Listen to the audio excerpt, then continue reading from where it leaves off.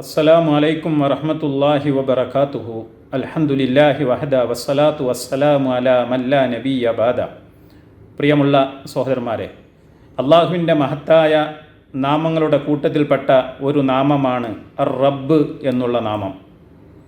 ധാരാളം ആശയങ്ങളെ അറിയിക്കുന്ന നാമങ്ങളിലൊന്നാണ് അർ റബ്ബ് എന്നുള്ളത്. അള്ളാഹുവിൻ്റെ നാമവിശേഷണങ്ങളെ മുഴുവൻ വിളിച്ചറിയിക്കുന്ന ഒരു നാമം കൂടിയാണ് അർ റബ്ബ് എന്നുള്ളത്. റബ്ബ് എന്ന നാമത്തിൻ്റെ അർത്ഥമെന്താണ് എന്ന് ചർച്ച ചെയ്യപ്പെടുമ്പോൾ ഭാഷാ പണ്ഡിതനായ ഇബ്നു അസീർ റഹ്മഹുല്ല പറയുകയുണ്ടായി, ഉടമസ്ഥൻ, യജമാനൻ, നിയന്ത്രിക്കുന്നവൻ, പരിപാലിക്കുന്നവൻ, നയിക്കുന്നവൻ,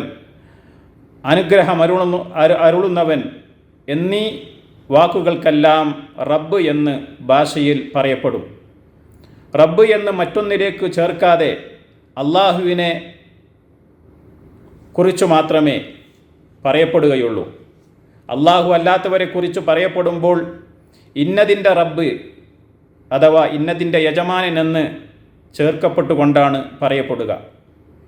സൃഷ്ടിച്ചും പരിപാലിച്ചും ഉടമപ്പെടുത്തിയും നിയന്ത്രിച്ചും കൈകാര്യകർത്തൃത്വം നിർവഹിച്ചും സൃഷ്ടികളുടെ മേൽ രക്ഷാകർത്തൃത്വം അരുളുന്നവൻ എന്നതാണ് അർ റബ്ബ് എന്നതുകൊണ്ട് അർത്ഥമാക്കുന്നത്.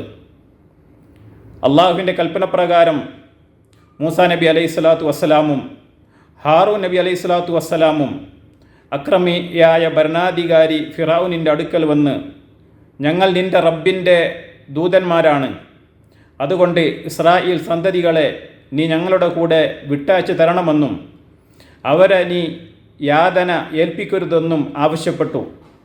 അപ്പോൾ ഫിറഔൻ ചോദിച്ച ചോദ്യവും മൂസാ നബി അലൈഹി സ്വലാത്തു വസ്സലാം അതിന് നൽകിയ മറുപടിയും അള്ളാഹു വിശുദ്ധ ഖുർആനിൽ സൂറത്ത് തോഹയിലൂടെ ഇപ്രകാരം വിവരിക്കുന്നുണ്ട്. ഖാല ഫമൻ റബ്ബുകുമാ യാ മൂസ. അപ്പോൾ ഫിറഔൻ ചോദിച്ചു, ഹേ മൂസ, അപ്പോൾ നിങ്ങൾ രണ്ടുപേരുടെയും റബ്ബ് ആരാണ്? നിങ്ങൾ രണ്ടുപേരും പരിചയപ്പെടുത്തുന്ന റബ്ബ് ആരാണ് എന്നാണ് ഫിറഔൻ മൂസാ നബി അലൈഹി സ്വലാത്തു വസ്സലാമിനോട് ചോദിക്കുന്നത്.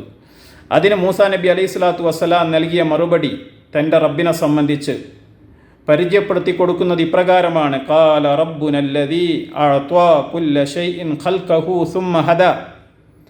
മൂസാ നബി അലൈഹി സ്വലാത്തു വസ്സലാം പറഞ്ഞു, ഓരോ വസ്തുവിനും അതിൻ്റെ പ്രകൃതം നൽകുകയും എന്നിട്ട് അതിന് വഴി കാണിച്ചു കൊടുക്കുകയും ചെയ്തവനാരോ അവനത്രേ ഞങ്ങളുടെ റബ്ബ്. ഓരോ സൃഷ്ടിക്കും അതിൻ്റെ അസ്തിത്വം നൽകുകയും ഓരോതിൻ്റെയും ജീവിതത്തിനും നിലനിൽപ്പിനും ജീവിതോദ്ദേശം സഫലമാകുന്നതിനും ആവശ്യമായ മാർഗങ്ങളെല്ലാം തുറന്നു കൊടുക്കുകയും ചെയ്ത ഏക മഹാശക്തി ഏതാകുന്നുവോ അവനാകുന്നു റബ്ബ്. മനുഷ്യൻ പലതിനെയും ആരാധിക്കുന്നവരാണ്. യഥാർത്ഥത്തിൽ ആരെയാണ് ആരാധിക്കേണ്ടത് എന്നതിന് ഇസ്ലാമിന് പറയാനുള്ളത് മനുഷ്യരുടെ റബ്ബിനെ ആരാധിക്കണമെന്നാണ്. വിശുദ്ധ ഖുർആനിലെ 2-ാമത്തെ അധ്യായം സൂറത്തുൽ ബഖറയിൽ അല്ലാഹു സുബ്ഹാനഹു വ തആല പറയുന്നു, യാ അയ്യുഹന്നാസു ഉബ്ദു റബ്ബകുമുല്ലദീ ഖലഖകും വല്ലദീന മിൻ ഖബലികും ലഅല്ലകും തത്തഖൂൻ. ജനങ്ങളെ, നിങ്ങളെയും നിങ്ങളുടെ മുൻഗാമികളെയും സൃഷ്ടിച്ച നിങ്ങളുടെ റബ്ബിനെ നിങ്ങൾ ആരാധിക്കുവീൻ, നിങ്ങൾ ദോഷബാധയെ സൂക്ഷിച്ച് ജീവിക്കുന്നതിന് വേണ്ടിയത്രേ അത്.